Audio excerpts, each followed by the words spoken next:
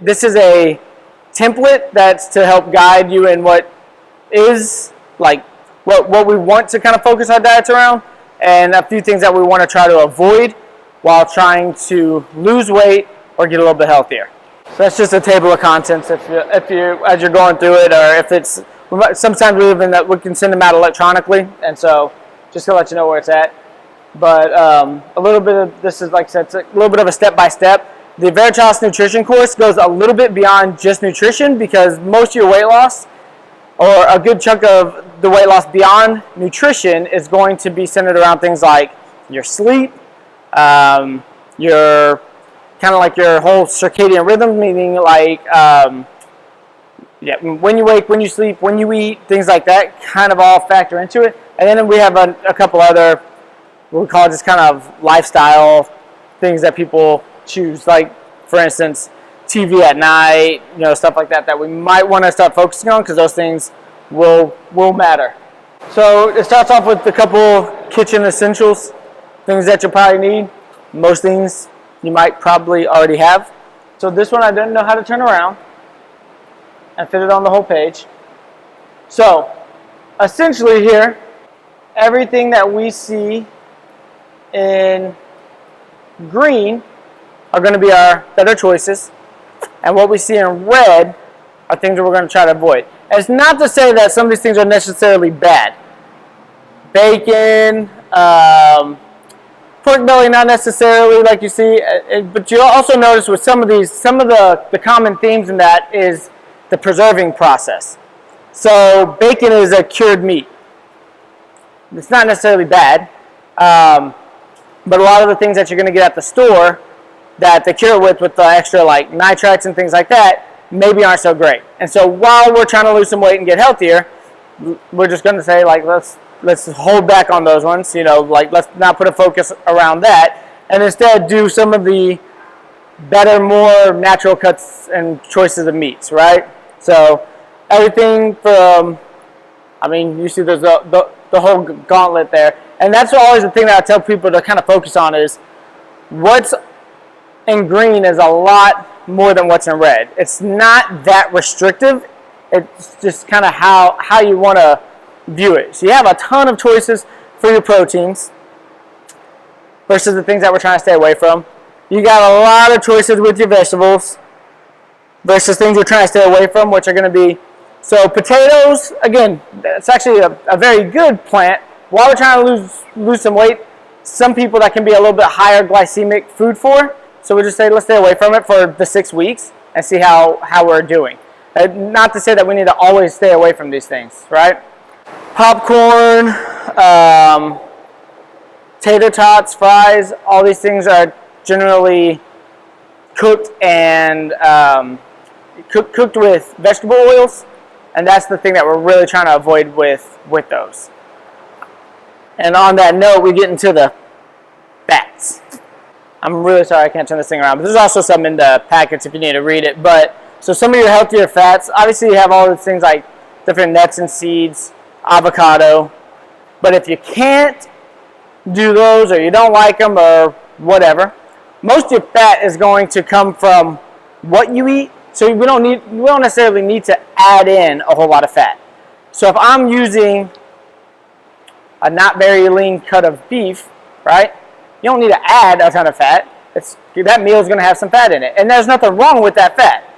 And so there's a lot of stigmas like around saturated fats and things like that have really not been substantiated, because they haven't shown a direct correlation with cardiovascular disease or anything else when it's in the context of a good diet, meaning you don't have things like vegetable oils and stuff like that. So most of your red meat studies that came out with, when you actually look at it, so like when they would use things like a pepperoni pizza, and they would label that under red meat because it has red meat on it. But you also have bread, you also have cheeses, you also have some other type of sauce, you also have that weird vegetable oil, garlicky, buttery crust thing, you know what I mean? So is it the red meat, which this is the pepperonis, or is it the 90% of the actual weight of the thing, which is everything else, or anything else on there, right?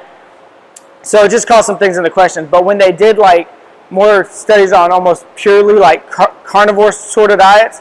They haven't shown any correlation with heart disease or anything like that. So when we look at our fats and we're thinking, oh, we're getting some of these fats from, say, beef or the chicken that we're eating or duck or whatever it is that you like, those fats that come from the animal, we generally consider healthier varieties.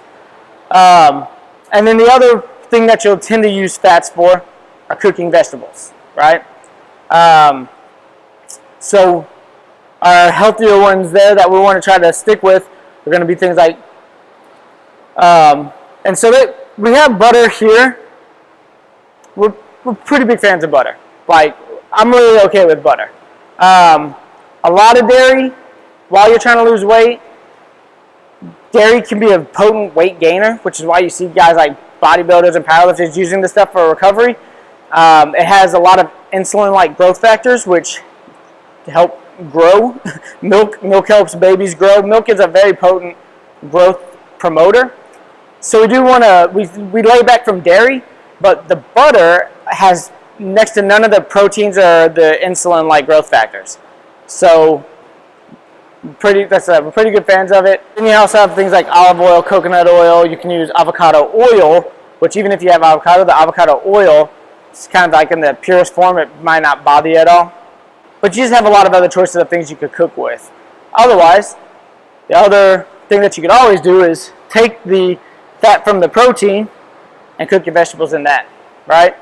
And so again, we're not looking at necessarily adding a lot more fat because your diet may already have it, probably already has an adequate amount, unless you're eating like baked broccoli or steamed broccoli and chicken breast. You probably need to add some fats in with that, right?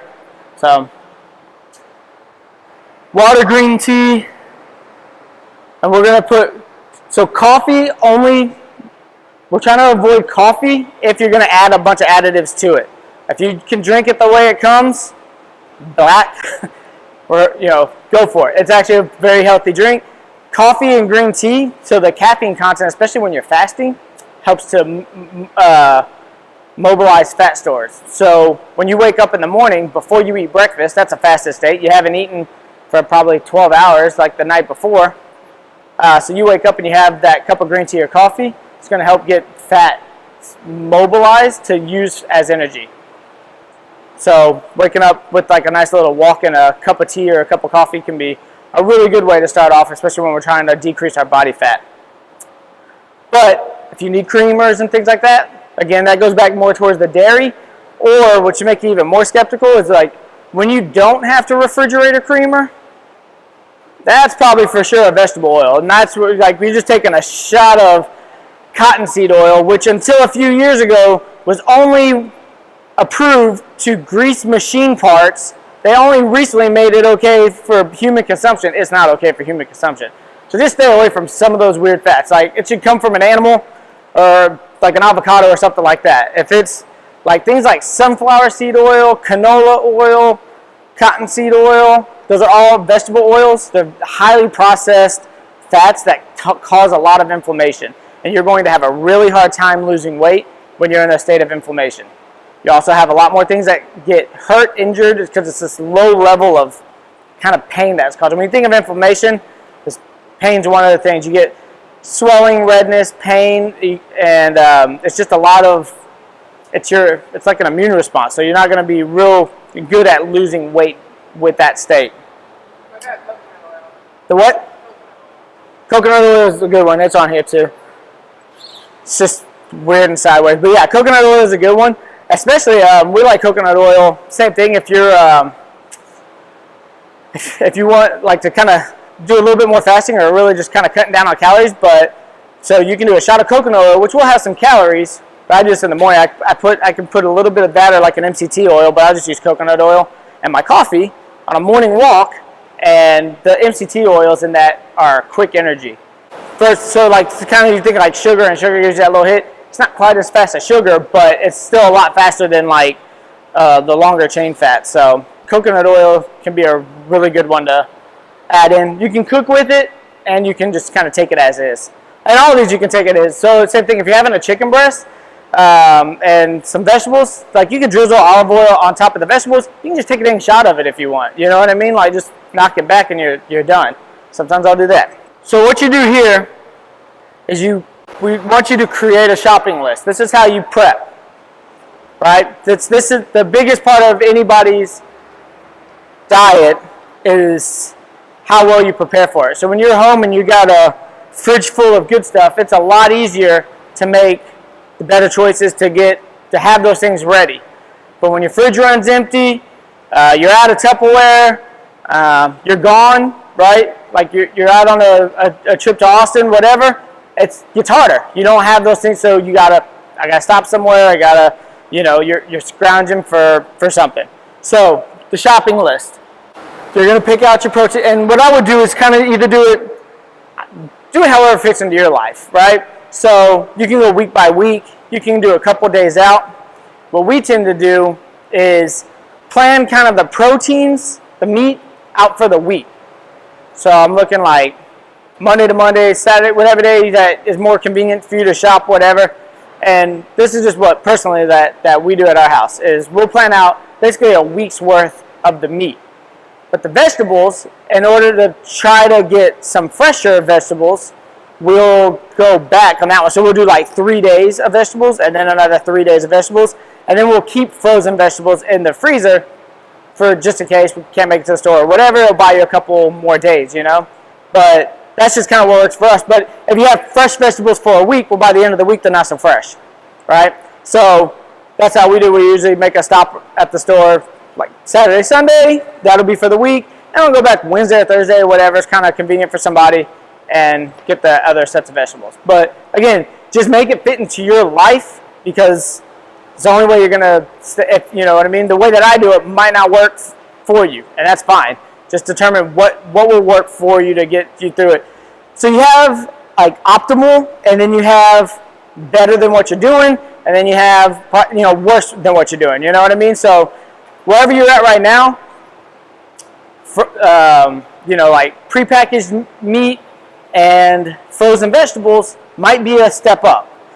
It's probably not optimal. It's not going to be as optimal as like a fresh cut from the butcher section and vegetables that you just pulled out of the ground yourself after you sang to them and massaged them or whatever.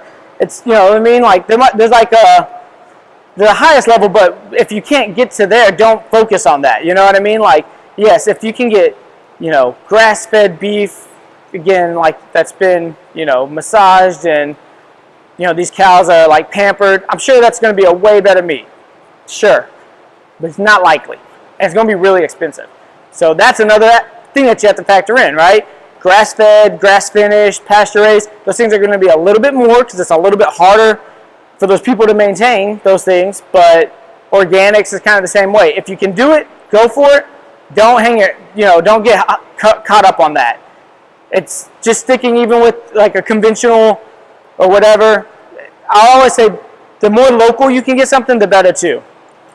You don't have what do they call them?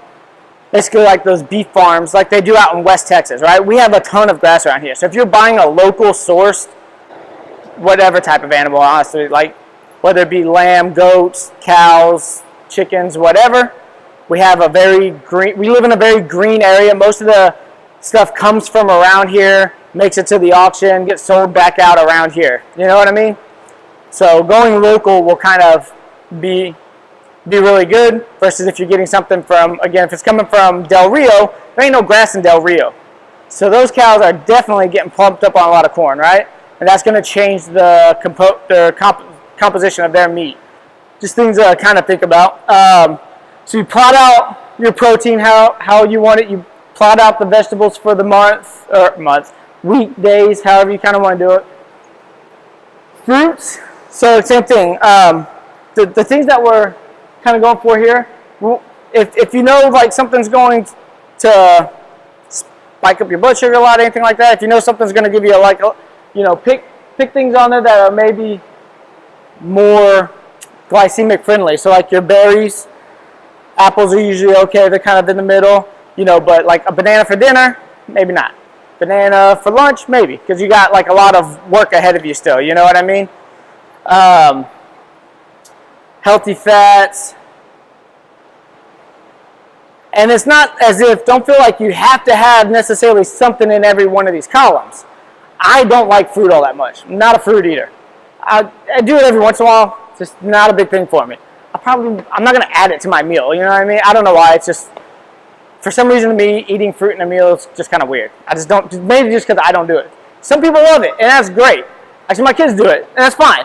But just don't feel like you have to have, I need a starch now. You know, or I got to have a fat here, because like I said, this might have plenty. And it's not necessarily like a meal like every single meal has to have everything. It's over the course of the week and the month that you're kind of looking at this, right?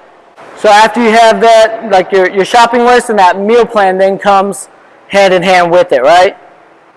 So you have breakfast, lunch, and dinner, Monday through Friday. And this is what's going to kind of help keep you honest. So you thought about like what you want to get, and now you're going to put down, here's what I'm going to cook today. And this is it's almost like a checklist for you. So you hang it on your fridge, and that day, you know, did you follow the meal plan that you created for yourself, you know? You notice we don't include snacks on there. And that's because while we're losing weight, we don't want to snack. We want to, when you eat.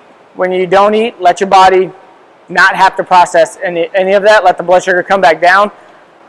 Depending on how long that is, that's usually when your body will start utilizing fats a little bit more for energy sources. So you see the detox cheat sheet here. These are kind of the things that have a lot more offensive products in it that are going to up our inflammation that we kind of talked about earlier and kind of hamper our weight loss efforts. So that's essentially why they're on here. These are, and the way the reason they're written out like this is because some of these things come with like different names. Like you can just say sugars, but when you see things like you have corn syrup, agave nectar, dextrose, fructose, high fructose corn syrup, one that they're calling now, what's that other one? Oh man, there's like a new term that they just approved. I forgot, but they're all ways of saying sugar or artificial sugar that may not be so great that you probably want to leave out. And especially on this one, that's what you see. We went through here and kind of put that in there too, because vegetable oils come with about 1,000 names: sesame seed oil, grapeseed oil, cottonseed oil, safflower, corn, soybean, canola, all the same. Downstream, once they get to that final product, it's going to be high in omega-6s, high inflammatory. It's going to be really hard to lose some weight if we have a significant amount of that in our diet. This is your kind of tracking sheet. And if you wanted to do this, this is like, again, a way to really kind of keep you honest. Meaning, training. If you hit your training session, you say you have here we're doing the Monday, Tuesday, Thursday. You can obviously do some stuff at home as well, right? On your off days, you're recovering, but an active recovery could be a walk. It could just be your job. I don't know. Maybe. But so you give yourself a couple points for that day, right? Did you eat your 3 balanced meals following along with this thing? Yes. Were you able to avoid these things? Yes or no? And you just kind of give yourself a point total. And the idea, again, is not to get a perfect score. You're not going to in life. Somebody's going to have a birthday, and you're gonna eat something, you know what I mean? And that's fine. Like, you just want most of your days to be better. You know, and I'm not saying like 4 days on, 3 days off. That ain't gonna work. Like, talking about like 6 and 1 kind of ratios. Some days should be good, or some weeks, and you can give yourself a total. And this is the way, again, of keeping yourself honest. If you can take an honest assessment at the end of your day to see how this is going, you can really see like, what do I need to fix up on? Is it the nutrition? Is it the lifestyle stuff? And you can see in that lifestyle habits we have, you can kind of choose one habit that you're going to try to implement. You can do it for that week. You can do it for the course of the challenge if you wanted to.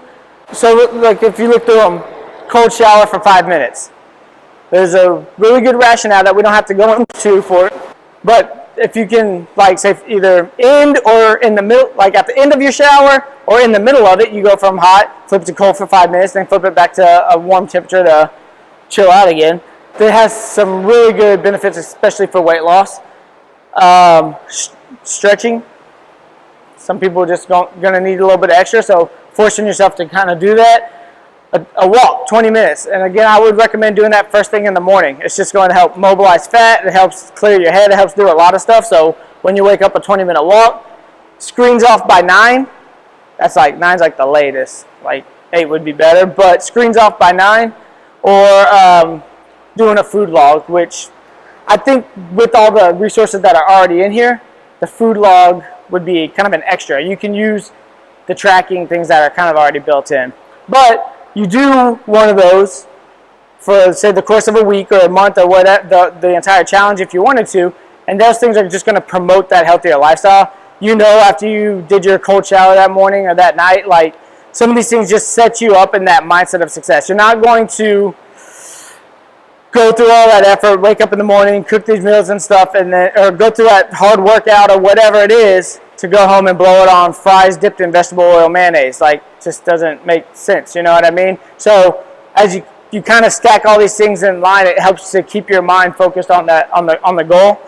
When you get away from this, and that's kind of what that daily lifestyle thing tries to do also. It's just that one extra piece to help you line up with your goal for this challenge, which is reduce some body fat, maybe cut some weight, but feel a lot better at the end of it. And I think that's it on that one. So when you asked earlier, is this keto or low carb or anything like that? It can be. And depending on where you're coming from, I would. So if you're coming kind of from a standard American diet, which is fairly high in carbs, whatever you see, you kind of eat.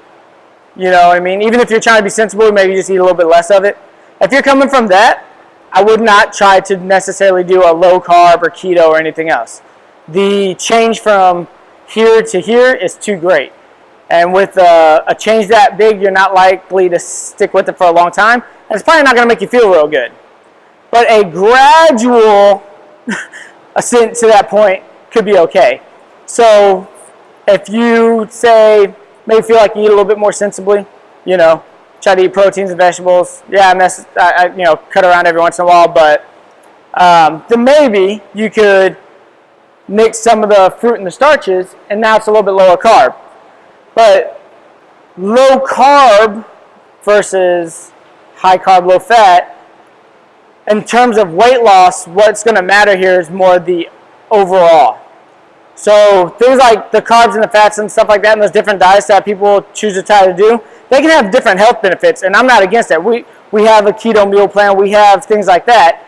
It's just not for everybody at every time, and it's not necessarily for everybody long term, right? So if you feel like your diet's been a little bit better, like I don't eat fast food, I don't do all this, you're not coming from McDonald's to keto, then that's fine. Like, you can maybe play with some things, but if this is a pretty big change for you already, just stick with the healthier food options.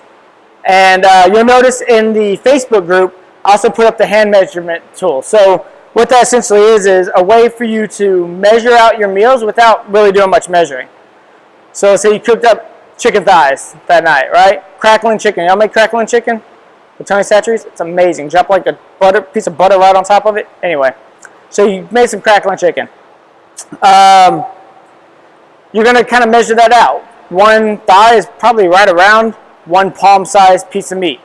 So we have a guys and a girls kind of recommend to start. Meaning if you don't really know how much you eat, just start with, if you're a woman, one palm-sized amount of protein, one fist-sized amount of vegetables, maybe one scoop of the starches that you want from the list, and a little bit of fat.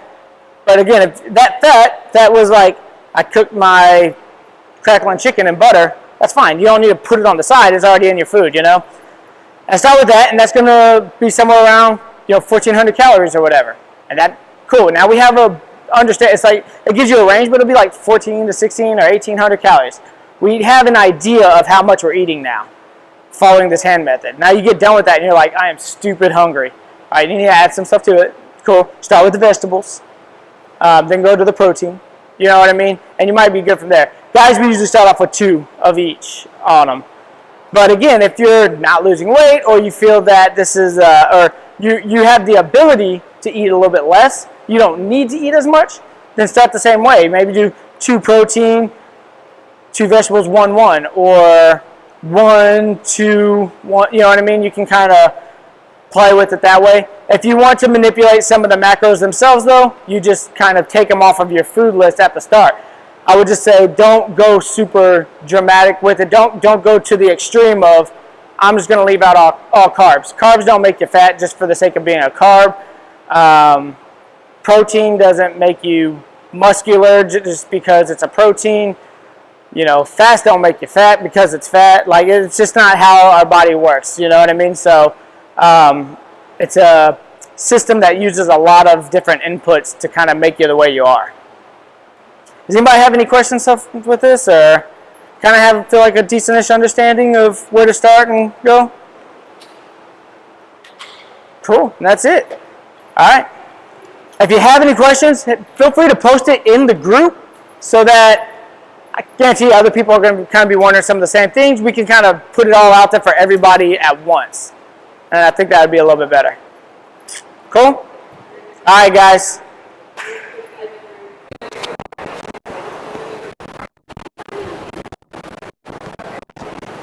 He don't like you.